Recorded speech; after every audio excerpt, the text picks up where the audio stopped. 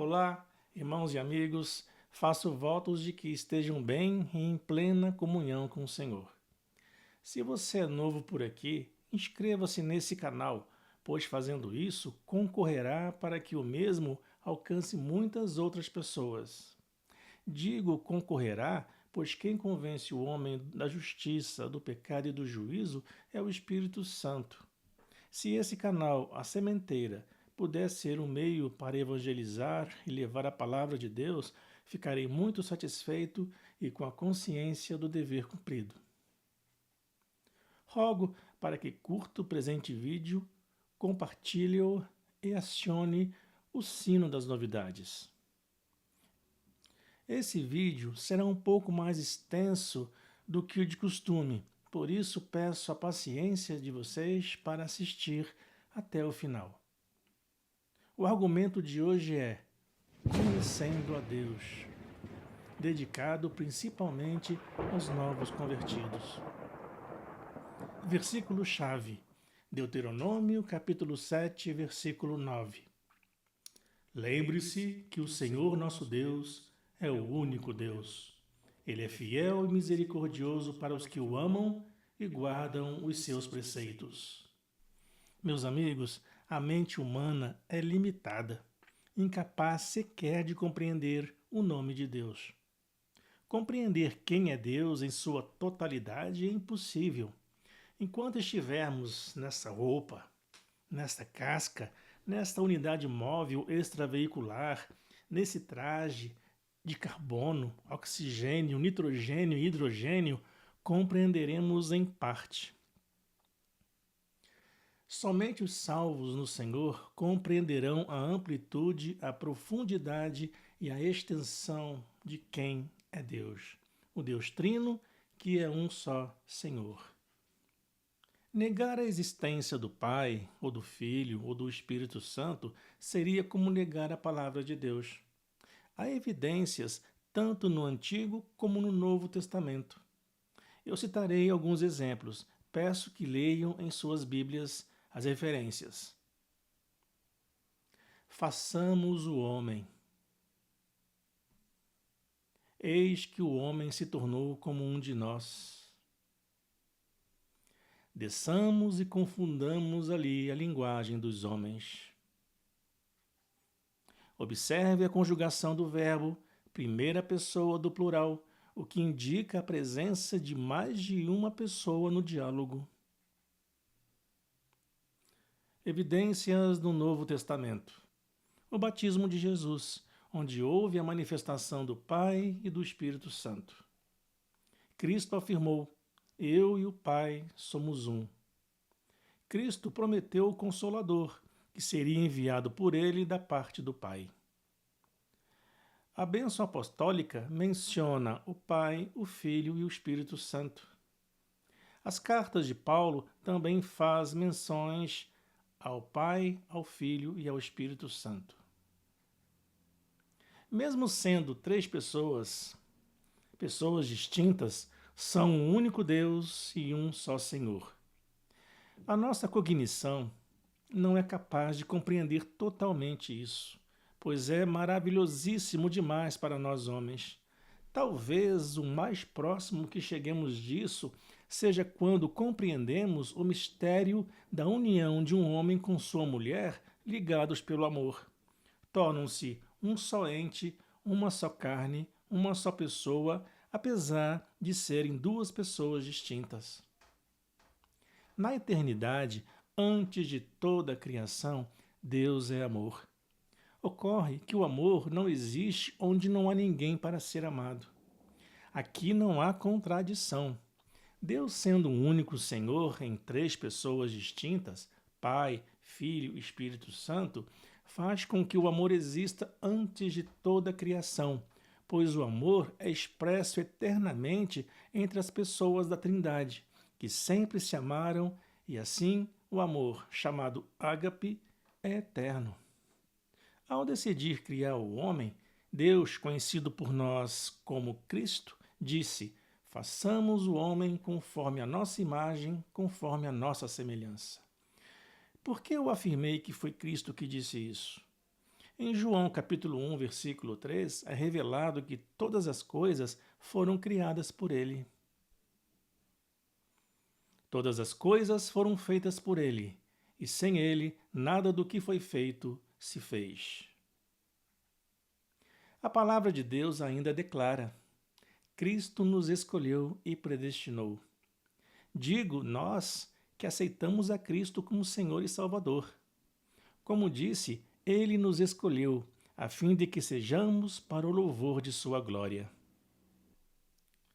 A glória de Deus é o grande propósito da criação, não só do homem e da terra, mas da criação ocorrida antes do Gênesis, os céus, os seres celestiais e todo o universo, incluindo a primeira terra habitada por grandes animais e que foi destruída com a queda de Lúcifer e seus demônios, que a tornou sem forma e vazia.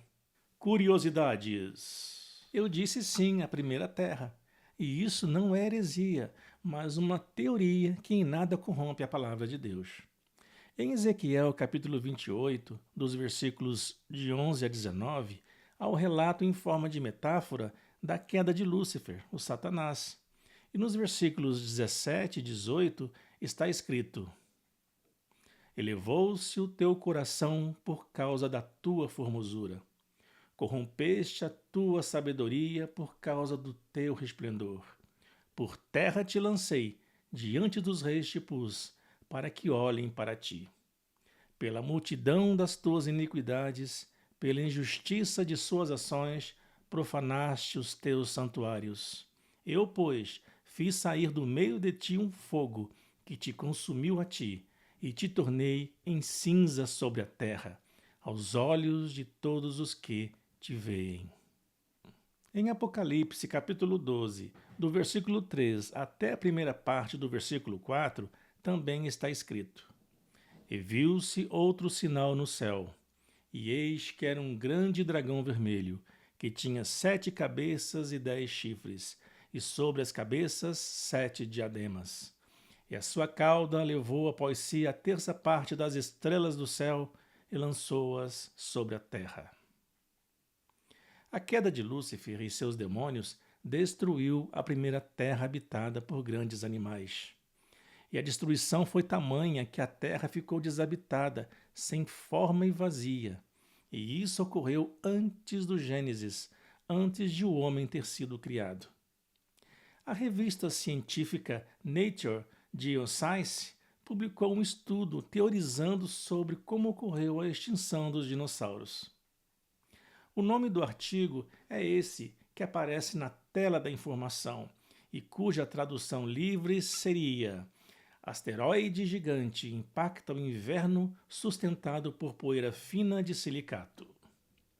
Na descrição do vídeo você encontrará o DOI, ou seja, o identificador de objeto digital, referente ao artigo. Esse estudo faz menção a um grande asteroide e os danos causados pela sua queda, que destruiu toda a vida no planeta. É uma outra teoria, mas bem interessante. Vale a pena ler esse estudo. Continuando. Imagem e semelhança no texto bíblico são sinônimos, ou seja, quer dizer a mesma coisa. Quando afirma que o homem foi criado conforme a imagem e semelhança de Deus, significa que seu corpo e espírito representam a Deus. O homem é uma criatura racional, moral, livre para tomar decisões e com quem o próprio Deus compartilha seus atributos comunicáveis. Ele possui vida proveniente de Deus e tem o potencial para se relacionar com Ele. Pois é, a moral, a equidade, as virtudes, enfim, procedem diretamente do trono de Deus. Um mundo ateu, ou que excluísse o Senhor e sua palavra da vida das pessoas, não teria sequer parâmetros do que seria justiça, honra, moral e as virtudes. Deste modo, o homem especificamente é capaz de expressar vontades, tomar decisões, avaliar situações, demonstrar emoções, pensar de forma lógica e racional, exercer domínio, assumir responsabilidades e criar instrumentos incríveis. Está escrito: tudo fez Deus formoso no seu devido tempo. Também pôs a eternidade no coração do homem, sem que este possa descobrir as obras que Deus fez desde o princípio até o fim. E o que significa isso? O espírito do homem é eterno. Você quererá passar a eternidade na presença do Senhor ou sem Ele? Saiba, no entanto, que a expressão sem Ele representa a segunda morte, ou seja, o espírito imortal, cujo nome não foi achado escrito no livro da vida do Cordeiro, portanto perdido, será lançado no lago de fogo. O Deus Criador, no Antigo Testamento, ainda não havia se revelado como um filho, o Cristo. Certa vez perguntaram seu nome e ele respondeu: Por que você quer saber o meu nome? Perguntou o anjo. O meu nome é um mistério. Em outra tradução temos: E o anjo do Senhor lhe disse: Por que perguntas assim pelo meu nome, visto que é maravilhoso? Em outra tradução ainda, ele respondeu: Por que perguntas meu nome? Meu nome está além do entendimento. Nossa mente humana, como já disse no início do vídeo, não é capaz de compreender o nome grandioso do Senhor, quanto mais quem Ele é. Ele é o Deus que não vê como o homem vê. Curiosidades. Foi Cristo, o Senhor, que andou com Adão no jardim do Éden, e foi ele que deu a sentença ao homem, à mulher e à serpente após a desobediência. Foi ele, o Cristo, quem falou a Noé sobre o dilúvio e fez o pacto com ele após as águas abaixarem. Foi ele quem confundiu as línguas em Babel. Foi ele, o Cristo, quem disse a Abraão para deixar sua parentela a fim de o servir. Foi ele, o Cristo, quem fez a promessa sobre o nascimento de Isaque. Foi ele quem anunciou a destruição de Sodoma e de Gomorra. Foi ele, o Cristo, quem apareceu na sarça ardente. Foi ele quem fez maravilhas no Egito e guiou o povo de Israel durante o êxodo e nos 40 anos de peregrinação no deserto. Foi ele, o Cristo, quem escreveu nas tábuas os 10 mandamentos. Foi ele quem foi chamado de príncipe do exército do Senhor e recebeu adoração. Foi ele quem deu a Davi 3 opções de juízo por uma decisão mal tomada e fez cessar o juízo porque é rico em misericórdia. Foi ele, o Cristo, o 4º homem na fornalha ardente. E foi ele quem mandou fechar a boca dos leões, salvando Daniel das feras famintas. Louvado seja o Senhor Deus, o Altíssimo, o Criador, o Cristo, em quem toda a plenitude da divindade habita.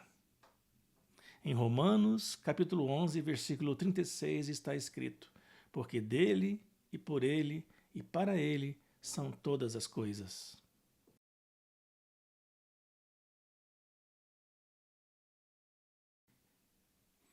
Gostaria de dizer também, e isso é importante de ser dito, que uma nova teoria não invalida a anterior, apenas mostra uma outra maneira de ver o mesmo evento. Alguns estudiosos afirmam que o período do Antigo Testamento foi marcado pela atuação do Deus, o Pai.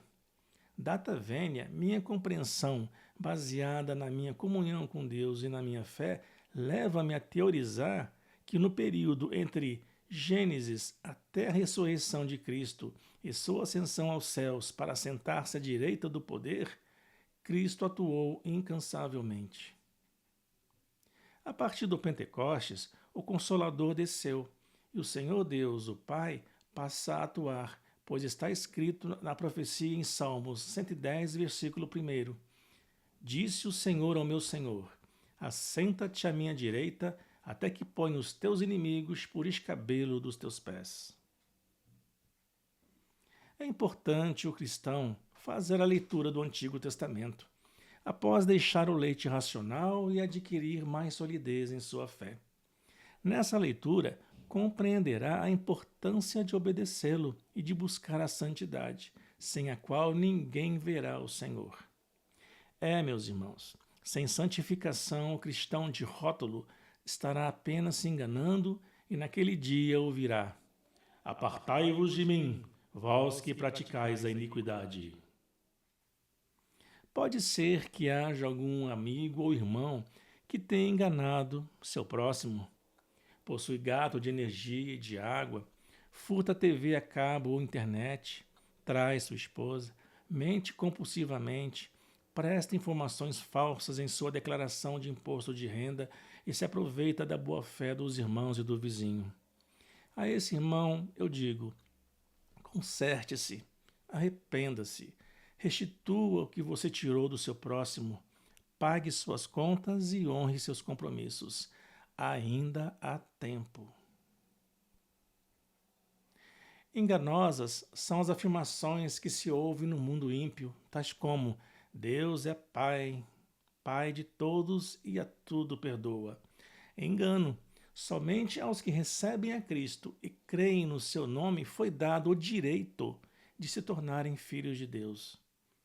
Aquele que diz que está nele também deve andar como ele andou. A segunda afirmação enganosa é: Deus não faz acepção de pessoas, por isso ele aceita qualquer um, mesmo que continue na mesma vidinha de sempre. Falácia. Realmente o Senhor não faz acepção de pessoas. Ele está pronto a perdoar qualquer pecador arrependido.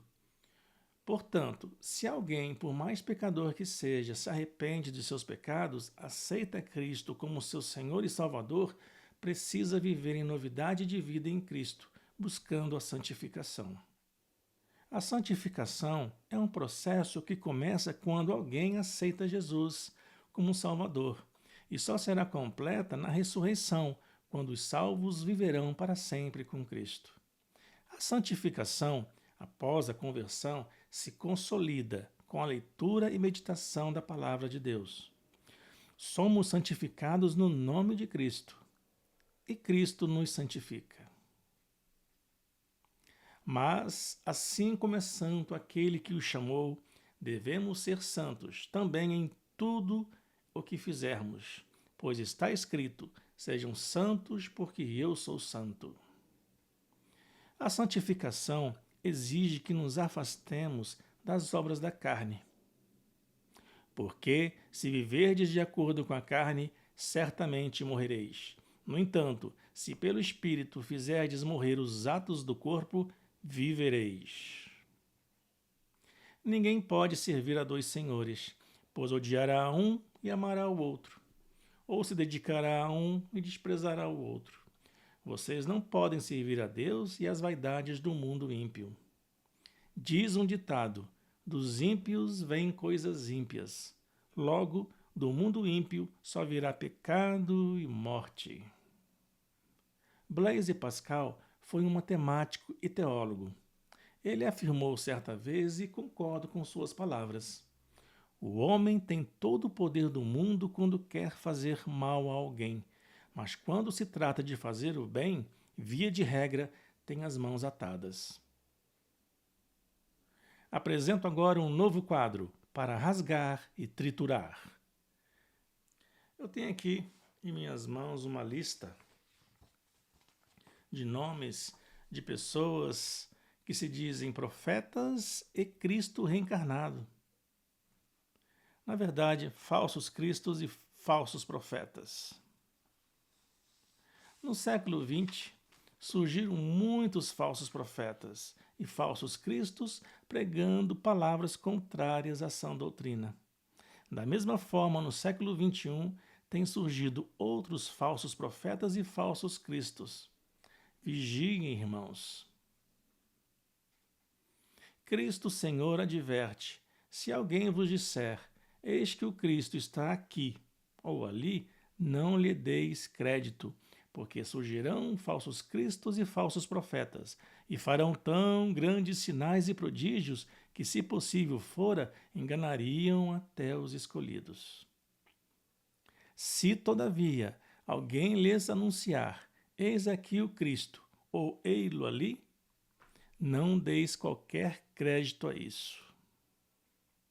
Muitos sinais e prodígios são feitos diante das câmeras de TV, com simulação de cura e pessoas contratadas para darem testemunho inverídico, com o fim de atrair incautos para servirem a auto-intitulados pastores, bispos, apóstolos e profetas, mas que na verdade são lobos devoradores. Digo incautos porque, se lessem e meditassem na palavra de Deus, não cairiam nessas ciladas. A esses tais falsos profetas e falsos cristos estão destinados o mais rigoroso julgamento por parte do justo juiz.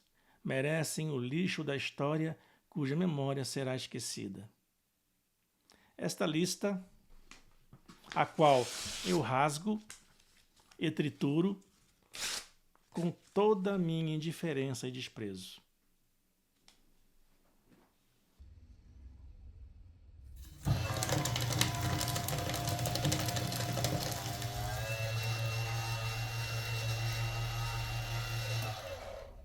Obrigado pela atenção.